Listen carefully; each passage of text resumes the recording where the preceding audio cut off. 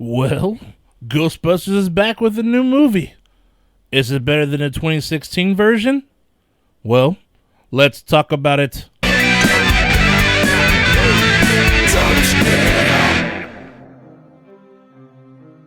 Ghostbusters Afterlife, directed by Jason Reitman, who is the son of the original director, Ivan Reitman. Jason also co-wrote the screenplay. You guys already know the deal. Slight spoilers, but not the ending. This one begins with Egon's daughter, who now has 2 kids herself, inherits his home in a small town USA, a place called Somerville. The place is old school. So old school, in fact, you can go to the local restaurant and have waiters on roller skates bring your food to your car. That kind of old school. Anyhow, back to Egon's daughter and grandkids. The only reason why they're moving into town is because they are in heavy debt and can't pay bills. And mom is hoping to inherit some money from the house until she sees how bad it actually looks. So, now, welcome home, y'all.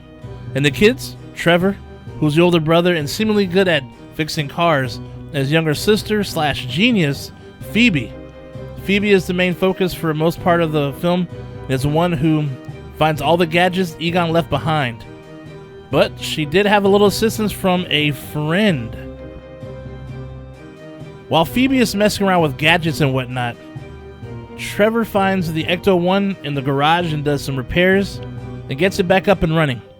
Of course, the kids make some friends as they settle into their new home. For Trevor, it's a girl, of course, and Phoebe makes buddies with her classmate who calls himself Podcast because he has one.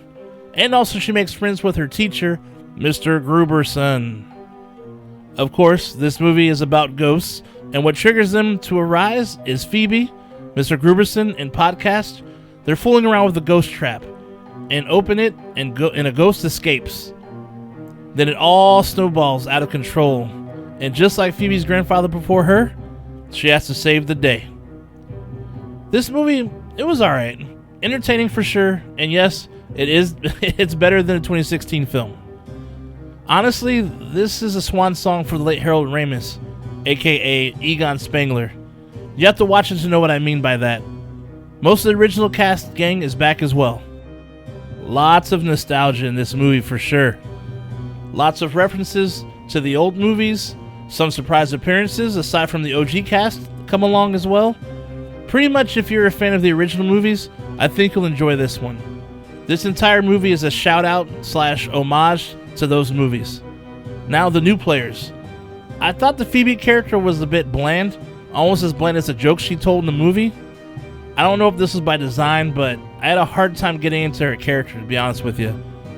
And she's pretty much the main character of the film too, so Trevor is your basic character who's the older, cuter brother who likes the hottest girl in town and blah blah blah.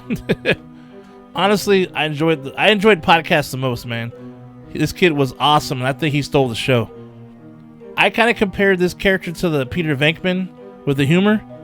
He shined in every scene he was in, dude, and I couldn't wait to see him.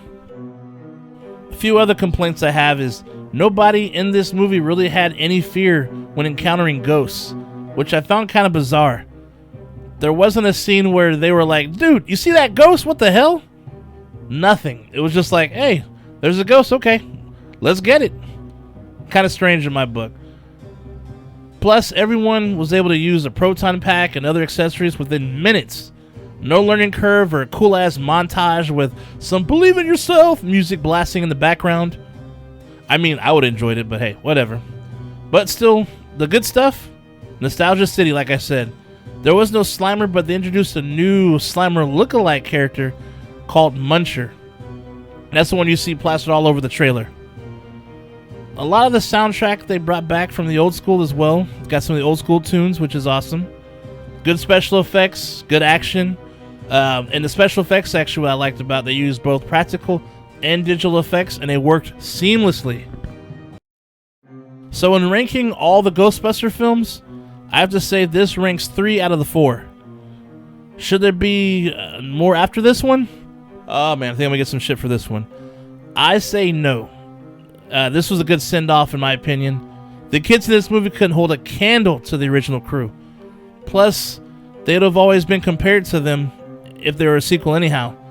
I mean, this movie was a fun watch for all the nostalgia in the film and whatnot, but I feel without the nostalgia, this film wouldn't be able to stand on its own.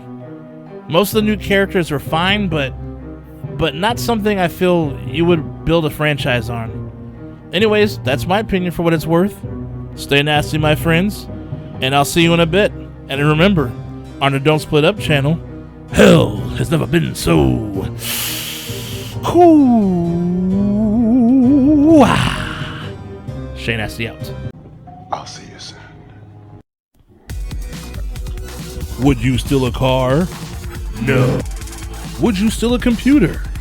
No. Would you steal a purse? No. Would you steal a TV? No. Have you subscribed to the Don't Split Up channel yet? No. Viewing without subscribing is a dick move. Don't be a dick. Subscribe. Click and subscribe. It's free.